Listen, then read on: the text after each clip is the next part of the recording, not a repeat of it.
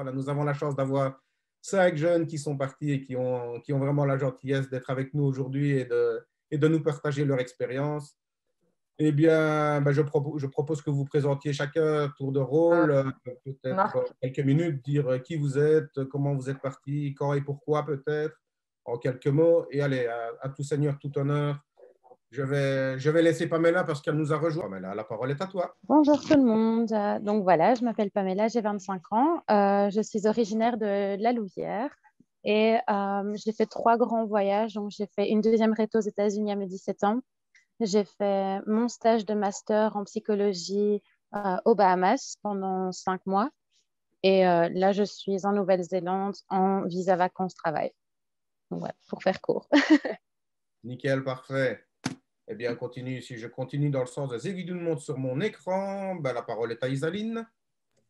Bonjour à tous, moi je m'appelle Isaline, j'ai 22 ans et moi je suis partie dans le cadre de ma dernière année de bachelier en assistant de direction et je suis partie effectuer mon semestre de cours en Finlande à Helsinki. Voilà. Parfait, je continue mon tour et j'arrive sur Thomas. Hello tout le monde, voilà, moi c'est Thomas, j'ai 26 ans, je suis de Hanu. Et donc j'ai passé 6 ans en tout aux États-Unis, une première année où j'ai fait une deuxième réto, puis j'ai fait 4 ans d'université, j'ai obtenu un bachelier en médias et production audiovisuelle, et puis j'ai travaillé pendant 1 an aux États-Unis avant de revenir. Donc voilà. Parfait, merci Thomas. Si je continue mon tour, c'est Sarah. Bonjour, je m'appelle Sarah, j'ai 21 ans, je viens d'Arlon et j'ai réalisé un bachelier en comptabilité. J'ai décidé de faire ma 3e année de cours au Canada, à Sherbrooke. Parfait, merci. Et last but not least, comme on dit, Mélissa. Bonjour, je m'appelle Mélissa, j'ai aussi étudié à l'ENALUX et donc j'ai fait le dernier semestre d'études en Italie. À la base, je m'étais inscrite aussi pour le Canada, mais ça n'a pas marché à cause du Covid. Mais je suis quand même contente d'être partie en Italie. Ah ben, parfait. Voilà, une brève présentation. Je rappelle peut-être aux jeunes qui participent, voilà, si vous avez des questions, surtout n'hésitez pas. Vous pouvez utiliser le chat que vous avez tout en bas sur votre fenêtre. Il y a un petit onglet converser ou quelque chose comme ça, ou discussion, c'est possible aussi. Ben, vous pouvez toujours inscrire vos questions dans le chat, ce sera peut-être plus facile. Alors, je reviendrai éventuellement vers l'un ou l'autre d'entre vous. Est-ce que quelqu'un veut prendre un petit peu de temps pour expliquer un peu plus en détail, voilà, comment il s'est décidé, comment les choses se sont passées, quels étaient peut-être les points plutôt positifs et négatifs du voyage, qu'est-ce qu'on peut en retirer tant qu'à présent? Je vous laisse prendre l'initiative. Première question peut-être, ben voilà, en termes de préparation, comment ça s'est passé pour vous? Moi, personnellement, ça ne me dérange pas de commencer. Maintenant, je ne sais pas s'il y a vraiment des gens qui sont intéressés pour partir dans le cadre de leur dernière année de bachelier. Mais moi, personnellement, vu que je suis partie grâce à mon école, c'est beaucoup mon école qui m'a aidée. J'ai dû me retourner vers la personne qui est chargée de la coordination des mobilités dans l'école. Et c'est elle qui nous a aidés à préparer notre dossier pour partir. Moi, j'ai dû faire en sorte de réussir mes examens. Sinon, c'est compliqué pour pouvoir partir l'année suivante. Donc, il fallait que je valide mes examens de deuxième. Donc, ça, c'était ma partie du job, on va dire. Ensuite, donc, la coordinatrice de la mobilité nous a aidé, enfin, m'a aidé personnellement à remplir mon dossier. Ensuite, j'ai dû aussi me trouver un logement. Mais ça, ce qui était bien pour ma part en Erasmus, enfin, dans le pays où je suis partie, c'est que j'ai dû envoyer mon dossier à l'école dans laquelle j'allais aller en Finlande. Et eux se sont chargés de me trouver un logement. Donc, j'ai pas eu forcément besoin de chercher et je trouvais ça vraiment une chouette initiative parce que c'est un peu stressant quand on part dans un pays qu'on ne connaît pas, où on ne connaît pas les personnes, on ne sait pas comment ça se passe. Et là, au final, je suis arrivée, les tuteurs m'ont pris à l'aéroport, ils m'ont amenée à mon logement, donc je n'ai pas eu à m'occuper de tout ça et je trouvais que c'était vraiment une chouette organisation parce que quand on arrive dans un pays tout seul qu'on ne connaît pas, on est d'office stressé et donc c'était bien que ça soit organisé comme ça. Voilà pour ma part, pour l'avant. Ouais, parfait, super. Ben voilà, même question un peu pour les autres. Je vois que Thomas et Pamela on souhaite prendre la parole. Je vous écoute. Pamela, tu peux y aller. Ok, merci. Alors, pour mon voyage aux États-Unis, je suis partie avec le web. Donc, c'était assez bien encadré.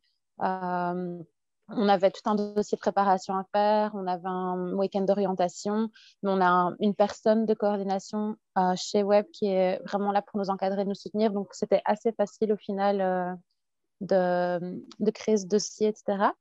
Par contre, pour les Bahamas, donc pendant mon master, là, c'était complètement l'inverse. Donc, j'étais complètement livrée à moi-même. En fait, j'ai trouvé mon stage moi-même.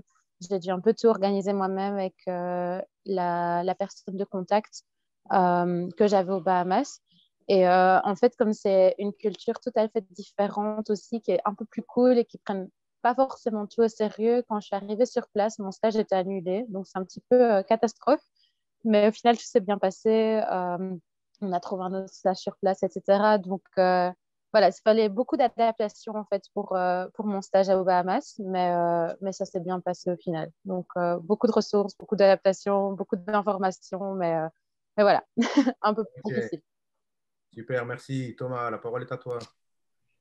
Voilà, donc moi en fait, mon but après mes secondaires ici en Belgique, en fait, j'avais envie de devenir contrôleur aérien. Et donc, du coup, il fallait vraiment que je parle très, très bien l'anglais. Et avant de commencer dans ce domaine-là, je voulais simplement passer une année à voyager. Et donc, du coup, je suis parti 1 an aux États-Unis aussi avec Web comme Pamela.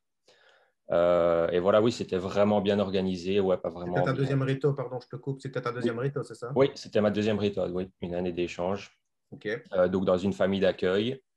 Et oui, donc comme Pamela, j'ai dû faire un petit dossier de préparation avec des photos et juste présenter qui j'étais. Et Web s'est occupé de me trouver une famille d'accueil. Et donc, j'ai atterri dans le Missouri, en fait. Et voilà, donc j'ai passé une année là-bas, aller à l'école aussi, comme tout le monde.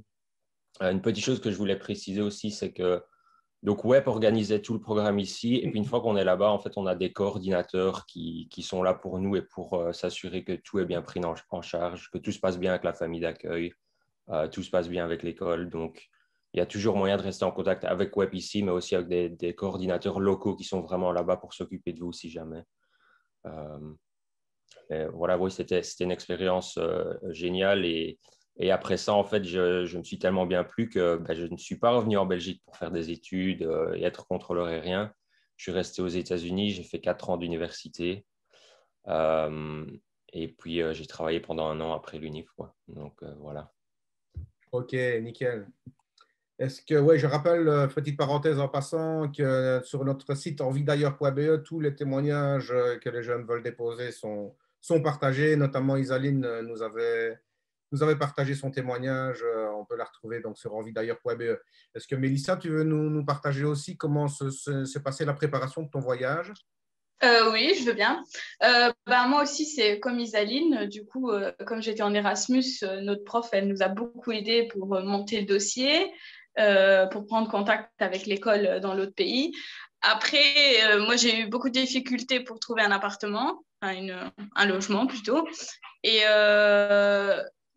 en fait, on est livré un peu à nous-mêmes. Les profs nous donnent des liens, des sites internet, ça c'est toujours bien.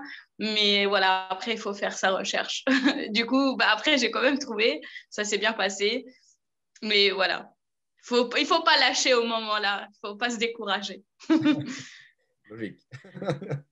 Oui, c'est ça. Parce qu'après, l'expérience, elle est magnifique, mais il faut juste pas se décourager au moment où il y a l'organisation. Moi, c'était juste pour le logement où j'ai vraiment eu du mal. Pour le reste, ça s'est fait sans problème. Ok, parfait, merci. Sarah? Oui, moi, comme j'étais partie aussi avec, entre guillemets, l'école, c'est vrai que l'école est vraiment beaucoup là pour nous aider à faire le lien vraiment avec l'autre école. Mais oui, c'est vrai que tout ce qui est logement, en fait, c'est à nous de faire ça.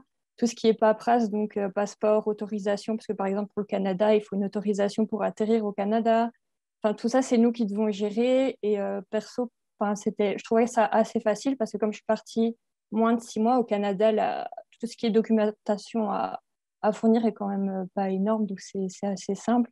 Et puis, on doit même s'inscrire là-bas après sur un site pour qui nous accueille à l'aéroport et qu'on peut même couper toutes les fils d'enregistrement et tout ça. Donc, c'est vraiment pas mal. Il y a vraiment une belle organisation. Et pour les logements, c'était pas si compliqué parce que j'ai eu la chance que l'université où j'étais, il y avait une résidence universitaire.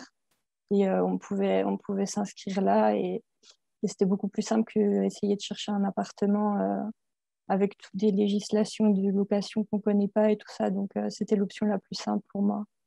Voilà. Ok, parfait, merci. Je rappelle aussi que tant toi que Mélissa, vous avez aussi partagé votre expérience sur Envie d'ailleurs, donc n'hésitez pas Ouais. à aller jeter un petit coup d'œil, c'est toujours très riche. On pourrait peut-être aborder alors peut-être un deuxième tour de table ou celui ou celle qui veut prendre la parole par rapport à l'arrivée là-bas. Comment ça s'est passé au début? Qu'est-ce qui était de nouveau? Peut-être chouette et peut-être plus compliqué si on prend le début, l'arrivée. Bah, moi, je pense que j'ai eu beaucoup de chance dans mon Erasmus parce qu'en fait, il y avait un principe de tuteur qui était mis en place. Donc, en fait, quand j'ai atterri en Finlande, une fois que j'avais récupéré mes bagages, j'avais une personne qui avait déjà pris contact avec moi par mail avant que je parte, qui m'avait dit, bah, quand tu arriveras, je t'attendrai devant la porte où tu atterriras. Et en effet, ils étaient là, ils avaient des t-shirts pour qu'on les reconnaisse bien. Et ils m'ont aidé à prendre mes valises. On était tous à un point relais. Et en fait, quand toutes les personnes Erasmus du jour étaient arrivées, ils étaient plus, donc tous les tuteurs qui accueillaient toutes les personnes arrivant du jour.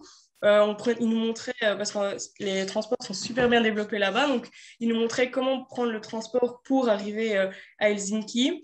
Et ils nous aidaient à prendre nos bagages, ils nous amenaient à nos appartements et tous ensemble, ils nous ont vraiment guidés jusqu'à nos appartements, donc je ne me suis pas sentie perdue, je n'ai pas eu à chercher où je devais aller, comment je devais aller en ville. C'était vraiment une super organisation. Une fois qu'on avait posé nos bagages, ils nous ont emmenés en ville pour un peu nous montrer comment fonctionnaient les trains, les métros, les trams, tout ça.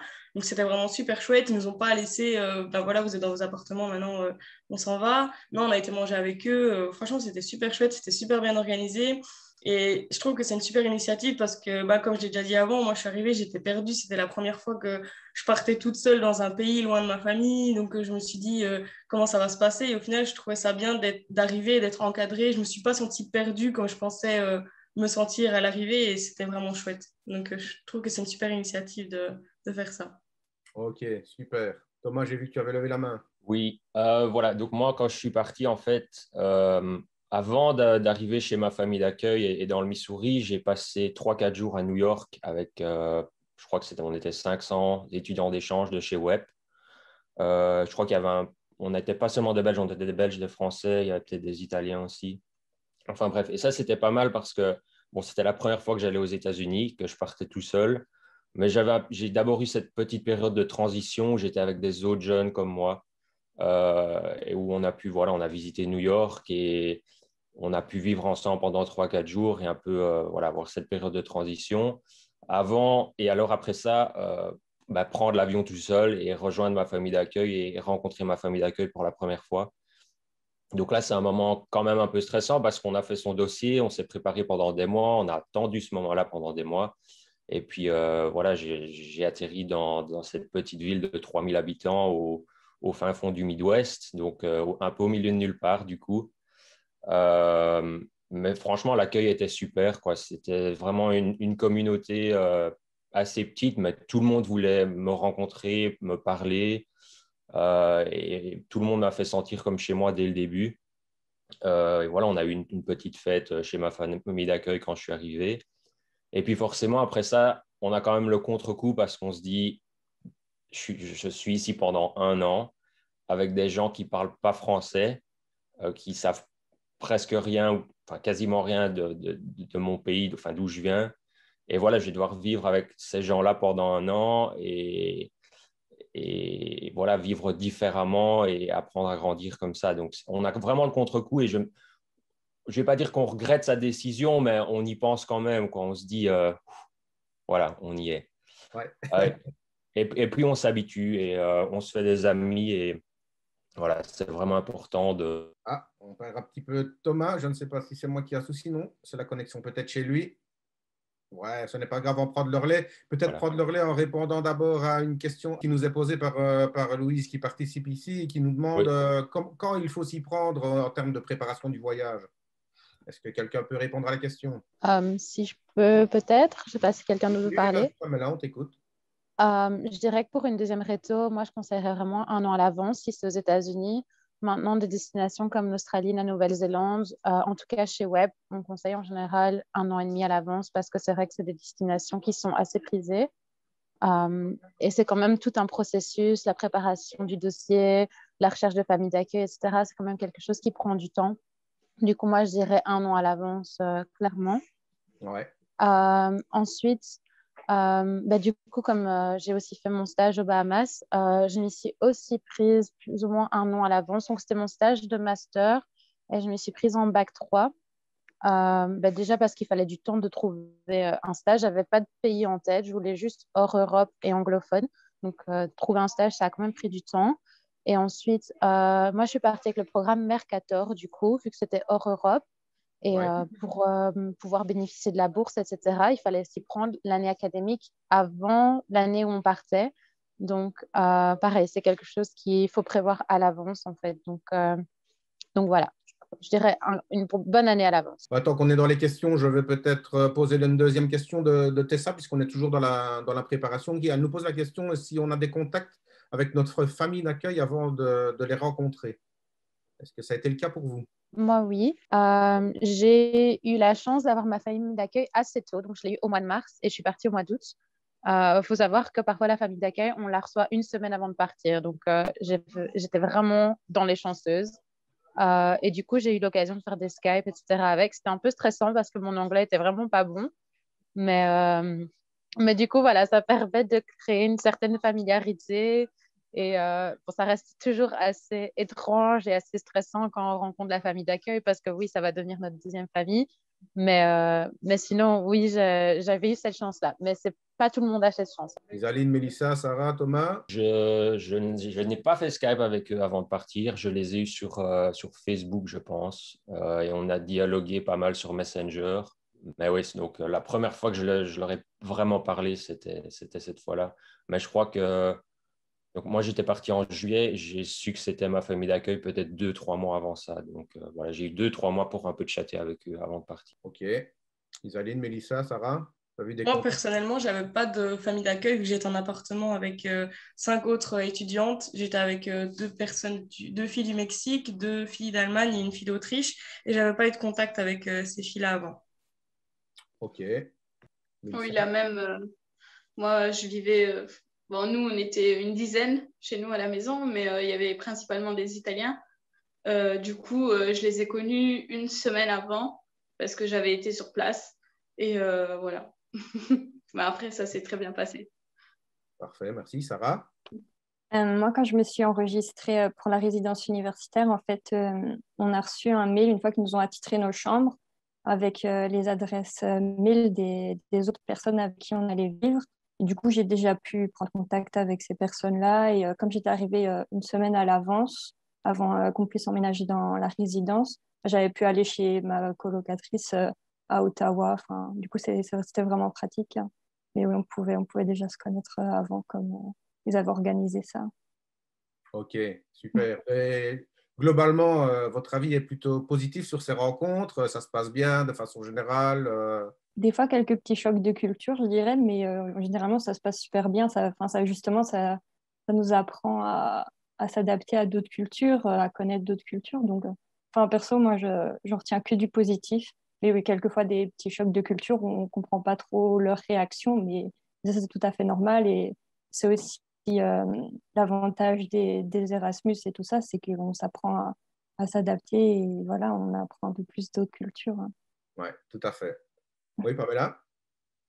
Moi, je trouve que c'est vraiment incroyable en fait parce qu'on va dans une famille d'accueil, mais au final, ça devient vraiment notre deuxième famille. Par exemple, ma sœur d'accueil, donc je suis partie en 2012 et j'ai toujours des contacts. En fait, j'y retournais 3 fois par an pendant mes études universitaires.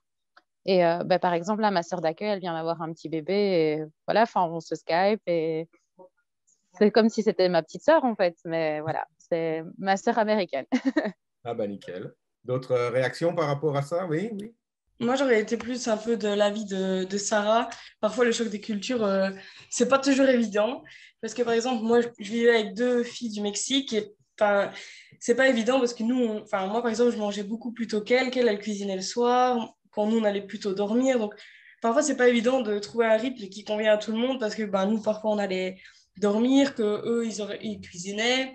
C'est pas toujours évident de mettre tout en place, mais au final, ça se passe bien et c'est intéressant justement de voir comment ça fonctionne dans les autres pays, dans les autres cultures.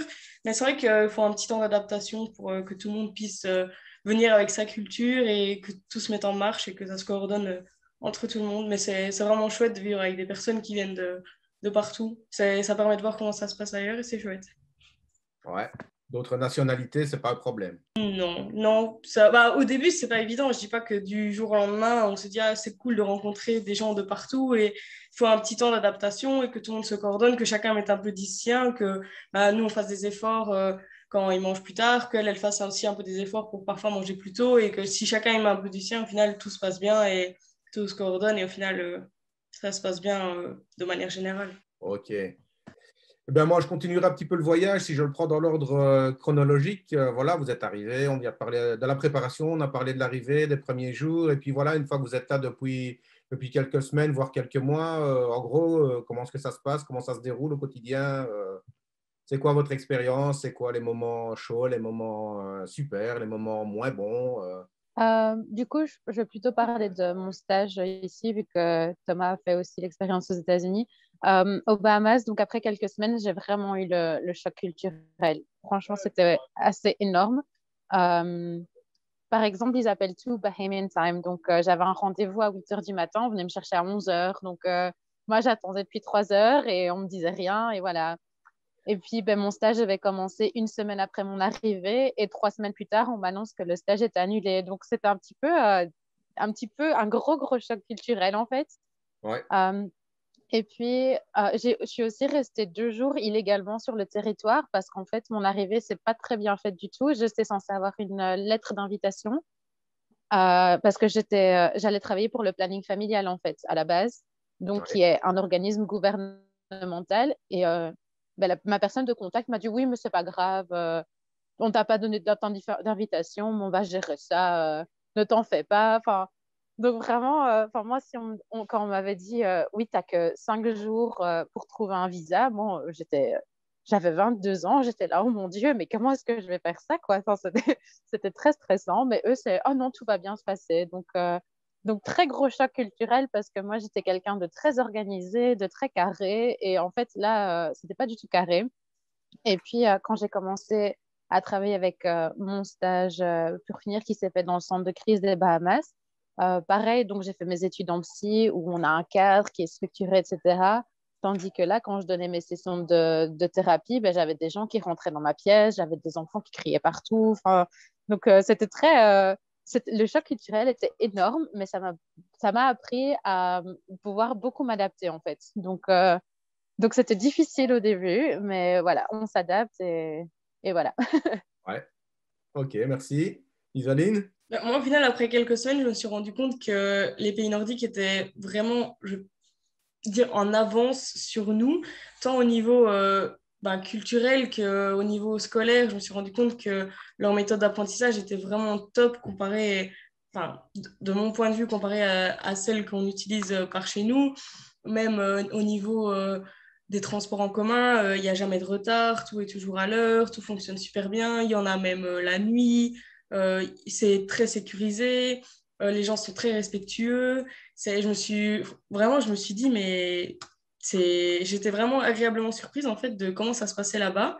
Et j'étais agréablement surprise. Je me suis dit, mais je savais pas trop comment réagir parce que c'était tellement différent de par rapport à chez nous, mais dans le bon sens, que j'étais vraiment, je me suis dit que j'avais vraiment fait le bon choix et j'étais super contente d'être là-bas.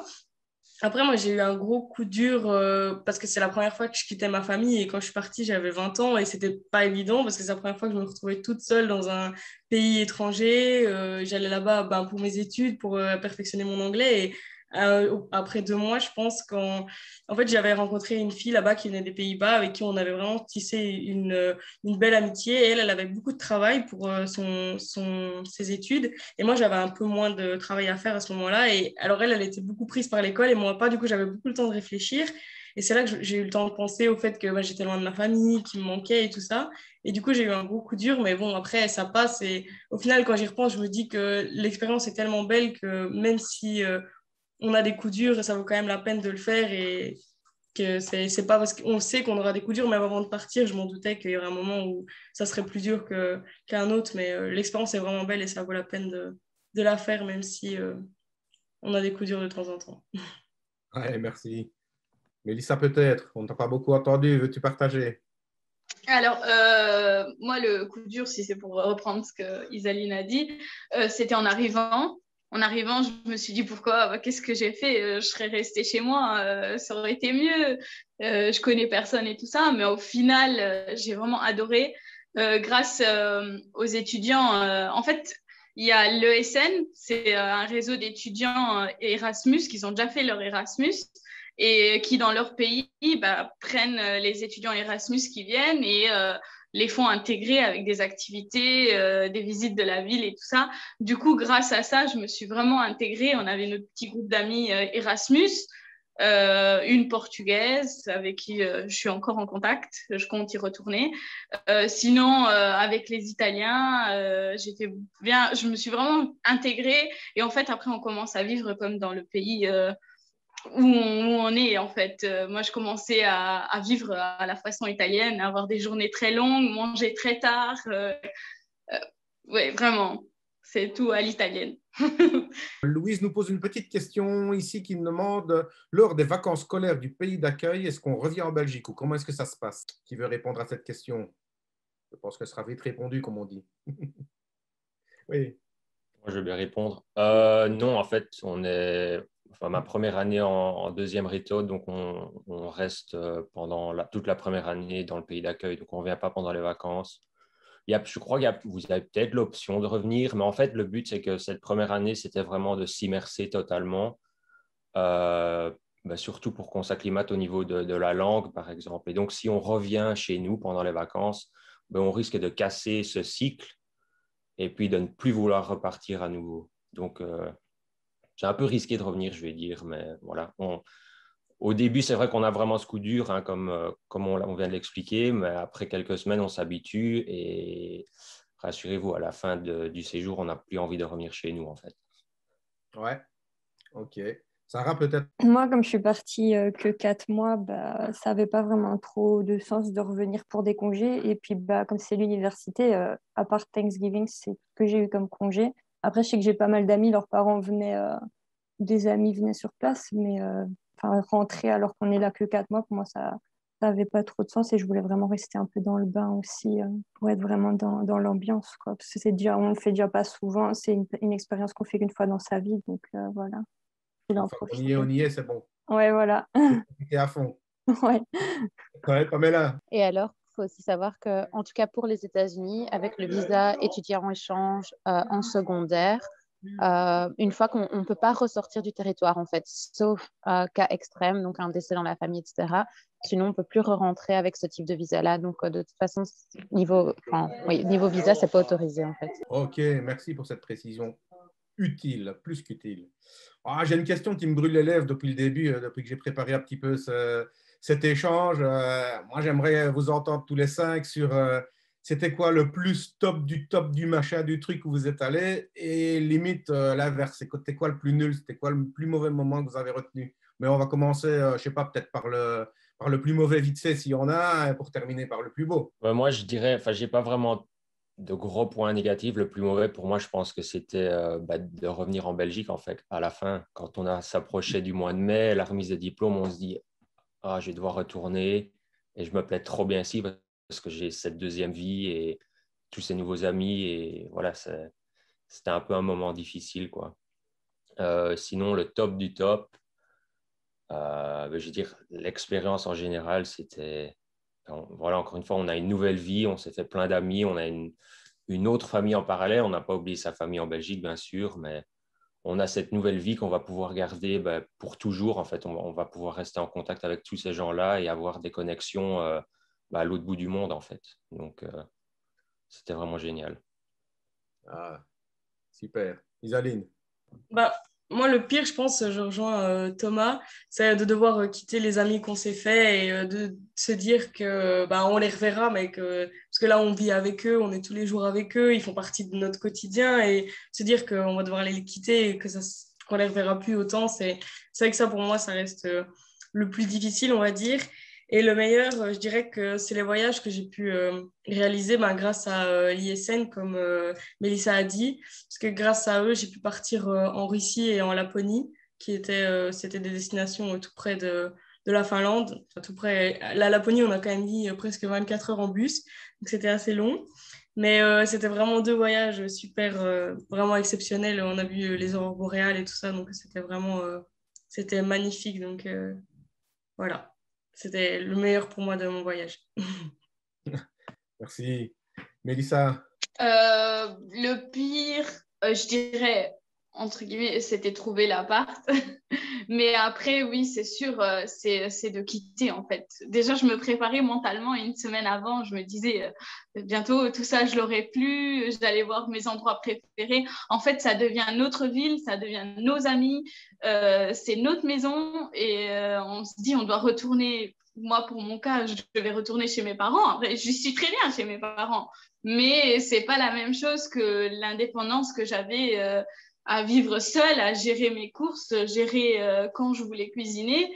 Et ouais. Et le meilleur, c'est toute l'expérience. C'est vraiment, comme j'ai dit, ça devient, en fait, c'est comme si, je sais pas, on s'intègre vraiment facilement dans une nouvelle ville qu'on connaissait pas du tout. Et à la fin de l'expérience, on se dit, en fait, je connais tout ça, je connais les gens. C'est comme si j'ai toujours vécu ici et il faut quitter, il faut partir. Et le meilleur? Ouais, c'est ça, c'est toute l'expérience. Ouais. Ok, merci. Sarah? Moi, le pire, je dirais, c'était la nourriture, parce que la nourriture américaine, c'est vraiment pas mon truc, c'est très gras, ils savent pas cuisiner. Enfin, c'est méchant, mais c'est pas du tout comme ici. Du coup, ça, j'ai vraiment eu vraiment beaucoup de mal avec leur nourriture là-bas. Et le meilleur, je dirais, tous les voyages et toutes les rencontres que j'ai pu aller aux chutes du Niagara, Montréal, Ottawa, Toronto. Enfin, il y a vraiment de super beaux trucs à voir au Canada et c'était vraiment génial, hein. Voilà. Super, merci. Et Pamela? Pour les États-Unis, je dirais que le plus difficile, ça a été le retour. Je vais rejoindre Thomas sur ça, enfin un peu tout le monde en fait. Parce que en fait, je m'étais tellement éloignée du français que j'avais beaucoup de mal à parler français et je switchais automatiquement à l'anglais. Et du coup, c'était vraiment très compliqué avec les amis, etc., que j'avais en Belgique parce qu'ils disaient oui, c'est pour te la péter, etc. Et j'étais là, non, pas du tout. En fait, c'était super difficile. Et le meilleur, je dirais, les liens avec ma famille d'accueil. On a fait un voyage en Floride, à Disney, à Universal Studios. Et ça a vraiment créé des liens. C'était tout au début de mon voyage. Donc ça, c'était génial. Puis j'ai quand même rencontré mon compagnon là-bas, que je suis toujours avec lui. Donc c'est aussi un bon souvenir, je dirais. Et ensuite, pour les Bahamas, je dirais, ce qui était difficile, c'est que je ne m'attendais absolument pas que la vie soit aussi chère sur place. Donc, en fait, j'ai perdu beaucoup de poids parce que j'avais pas, je devais gérer mon budget niveau nourriture. Donc, j'ai perdu 10 kilos en 5 mois, donc c'était pas cool. Et sinon, le meilleur au Bahamas, je dirais que c'était vraiment d'apprendre une autre façon de travailler. Parce que je pense qu'en étant psychologue, c'est important de pouvoir travailler avec d'autres cultures, d'avoir une façon de s'adapter, une autre façon de voir les choses, etc. Donc ça, c'était vraiment très enrichissant. Et j'ai créé des liens très forts avec ma maître de stage qui était absolument incroyable. Donc ça, j'en garde de très bons souvenirs. Ouais, merci pour ce partage. Une dernière petite question, parce que je vois qu'il nous reste 10 minutes et je dois encore vous présenter une ou deux petites choses au final. Est-ce que vous pourriez nous dire un mot sur l'organisme d'envoi avec lequel vous êtes parti? Comment ça s'est passé avec eux? Voilà, quel était l'apport de ça par rapport à votre voyage? Moi, je suis parti avec WEP et je les ai découverts via une connaissance qui avait fait le même type de voyage. Et donc, tout simplement, donc oui, un an avant, je les ai rencontrés. J'étais à une journée porte ouverte. Et puis, en fait, je me suis inscrit à leur programme pour partir aux États-Unis. Et donc, pendant plusieurs semaines après ça, j'ai dû donc mettre en place mon dossier pour ma famille d'accueil. Et puis, vraiment, après ça, c'est Web qui a tout pris en charge au niveau de la préparation de mon voyage, me trouver une famille d'accueil, me trouver une école. Et puis, une fois qu'on a cette famille d'accueil, WEP nous invite pour une orientation, je crois qu'elle avait duré 2-3 jours, où on est aussi avec d'autres étudiants d'échange. Et puis voilà, le voyage se prépare. Et comme je l'ai dit, WEP prend vraiment tout en charge, hein, votre billet d'avion, les assurances, la préparation là-bas, et puis vous mettre en lien avec les coordinateurs locaux là-bas, en fait. Donc voilà, c'est vraiment une organisation top. Ils font plein de journées portes ouvertes. Donc, si vous êtes curieux, vous avez l'opportunité d'aller à une journée porte ouverte, je vous conseille de le faire. Merci. Et peut-être une petite question corollaire en termes de coût. Est-ce Oui. qu'on peut se donner une petite idée? Alors, le programme que j'ai fait, je crois qu'on était dans une fourchette de plus ou moins 9 à 10 000 euros. Mais je ne sais pas si ça existe toujours, mais il y avait toujours l'option d'avoir des bourses. Je crois que ça s'appelait le plan Marshall. Ouais, et tout bêtement, il fallait passer un examen de langue. Donc, je crois que j'ai dû passer un examen en néerlandais et en anglais avant de partir. Et puis, en revenant, encore un examen en anglais. Et ça a couvert, je crois, 75% du voyage en tout. Ouais. OK, merci pour l'expérience de Thomas. Qui veut prendre la parole sur cette question de l'organisme d'envoi? Oui, Zaline? Moi, je suis partie avec mon école. Et moi, je trouve que c'était super bien parce qu'on a dû s'occuper de rien vu qu'il se chargeait de la coordination avec l'autre école. Moi, personnellement, j'ai juste dû m'occuper de mon billet d'avion. Mais sinon, l'autre école nous avait envoyé pour que les tuteurs, en fait, ils viennent nous chercher. Ils nous avaient mis à disposition plusieurs jours où on pouvait arriver dans des tranches horaires. Donc, j'ai juste dû à booker mon vol dans une des tranches horaires qui me convenait le mieux et en fonction aussi de ma rentrée scolaire parce que l'ISN justement avait mis une semaine avant la rentrée, on avait 3 jours où on était avec d'autres étudiants pour apprendre à faire connaissance, apprendre à connaître la ville, tout ça. Donc il fallait juste voir si on voulait arriver pour les 3 jours là ou pas, voir pour arriver si on voulait arriver et être aidé par les tuteurs ou non parce que c'était pas une obligation, c'est un service qui met à notre disposition. Et donc, sinon, l'école s'est occupée de tout. C'est eux qui ont coordonné, qui ont établi mon programme de cours. Donc, j'ai rien eu d'autre à faire que de booker mon vol, personnellement. OK. Mais tu es dans le cadre d'Erasmus+, donc oui. effectivement, Oui. c'est pris en charge en termes de coûts également, quoi. Le billet d'avion, c'est nous qui les avons payés, ouais. Mais on a aussi des bourses. Mais je crois que c'est, je sais plus exactement le montant. Je sais pas si les filles... Sarah, c'est pas la même chose parce que quand tu es hors Europe, c'est pas le même montant. Je sais pas si Mélissa, tu te souviens Ouais, parce que je viens de revenir il n'y a pas assez Ouais, longtemps. moi, c'était en 2019. Donc après, c'est par rapport si je ne me trompe pas, je crois qu'ils regardent les salaires des parents, je crois. Ou quelque chose comme ça. En tout cas, il y a un dossier, donc c'est un peu variable, mais je pense que c'est 300 € par mois environ. Et ça dépend aussi de la destination, si c'est un pays qui est considéré cher. Moi, je crois que j'avais 400 € parce que la Finlande, c'est un des pays les plus chers. Parce que ça c'est plus cher en Finlande. Ouais. Mais donc, ça couvre quand même une partie des frais qu'on peut avoir là-bas. C'est quand même déjà pas mal, quoi. OK. Mélissa, tu es partie aussi dans le cadre Erasmus+. Erasmus+, oui. Et moi, j'avais aussi la bourse luxembourgeoise du CDS. Du coup, avec les 2 bourses, j'ai pas demandé d'argent à mes parents. Okay, voilà. Ça m'a suffi. Ça m'a suffi les 2 bourses. Après, c'est 4 mois, donc c'est plus court. Et l'Italie n'est pas chère. Mais avec les bourses et tout ça, il y a moyen de s'en sortir très bien, je pense. Ça va, merci. Sarah, ça peut eu la même expérience, Erasmus+ aussi. Moi, c'était pas du coup Erasmus vu que c'était pas en Europe. Mais du coup, comme c'était au Canada, il y a la bourse FAME. Mais je saurais plus du tout dire le montant. Ça remonte quand même un petit temps. Mais je crois que c'était genre 800 €. Et puis, il y a les services sociaux de l'école aussi qui peuvent donner des autres bourses. Enfin, il y a vraiment moyen d'avoir des aides si on n'a pas trop les moyens, quoi. Il y a toujours moyen d'avoir quelque chose, je pense. OK, parfait. Merci. Pamela? On n'entend plus Pamela? Si? Non?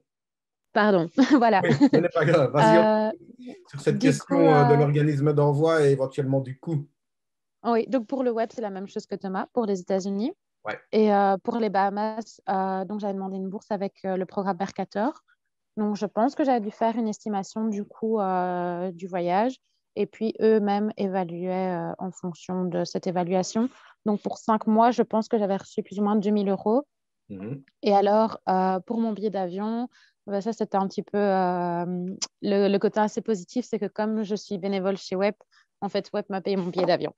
Donc, donc ça, c'était pas mal. Donc, mes voyages sont un peu liés comme ça, l'un et l'autre. Ah oui, voilà. Ah bah, parfait, super. Merci beaucoup pour ce tour d'horizon un petit peu, peut-être un peu rapide, mais bon, voilà, je crois qu'on a abordé pas mal tous les points du voyage. Je ne sais pas si vous avez l'un ou l'autre point à ajouter et on pourrait peut-être passer à une question-réponse si les jeunes ont quelque chose qu'ils ont envie de vous demander en direct, mais peut-être un dernier point à ajouter de votre part en termes de petites conclusions l'un ou l'autre par rapport à votre voyage ou à ce que vous pourriez donner comme conseil, comme... Moi, je peux, ça, je peux répondre.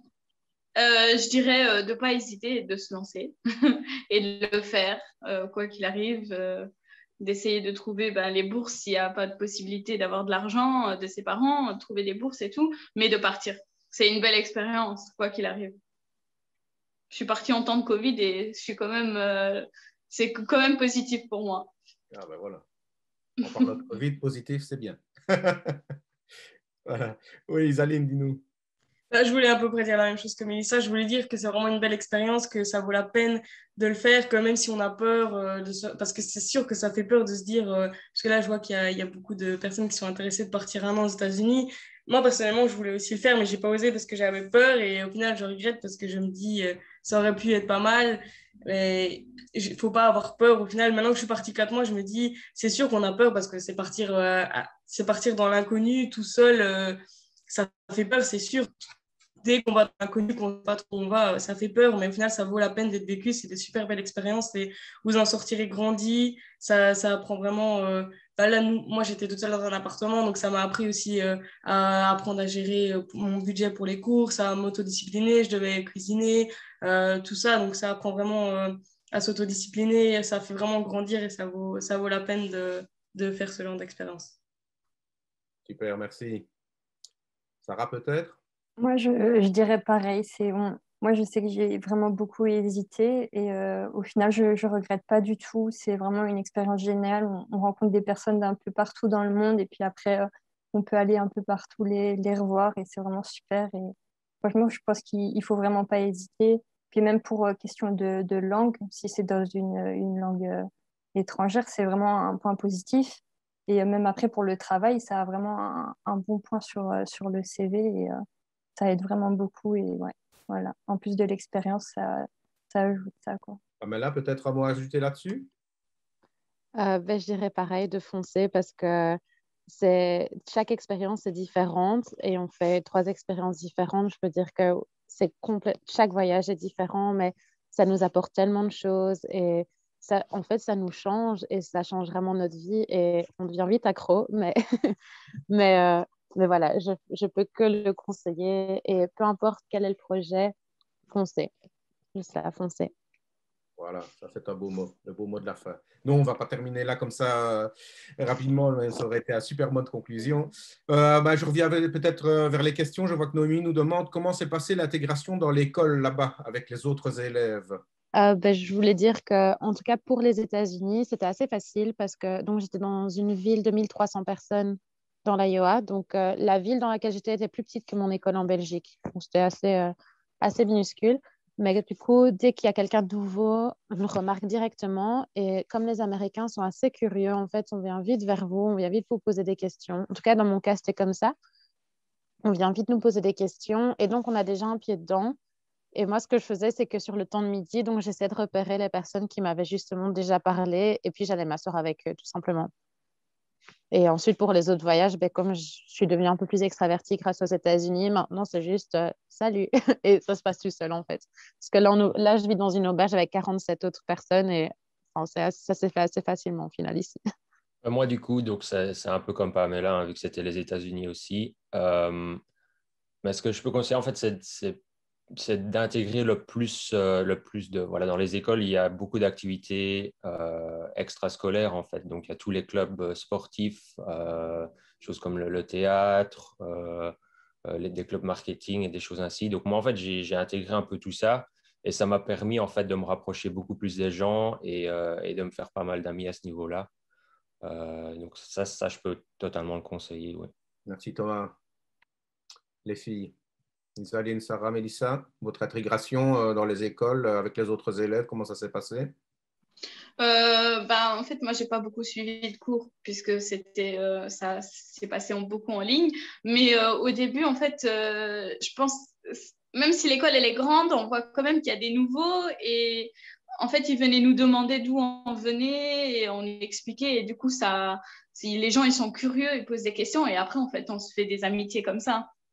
Il faut juste répondre et pas hésiter à s'ouvrir un peu aux autres. Et voilà. Et après, ça s'est fait comme ça. Après, on connaît une personne et on connaît les amis de cette personne. Et voilà. On se fait vite des petits groupes d'amis dans la nouvelle école. Ok, Sarah? Moi, je trouve que c'est assez simple. Du moins, tout ce qui est Canada et États-Unis, je pense que c'est vraiment super simple parce qu'ils ont vraiment une culture très avenante. Ils viennent beaucoup vers les gens. Et en fait, par exemple, même s'il y avait des travaux de groupe, j'ai jamais cherché plus d'1 minute pour avoir quelqu'un avec qui faire le travail, alors que je connaissais presque personne au final dans la classe au début.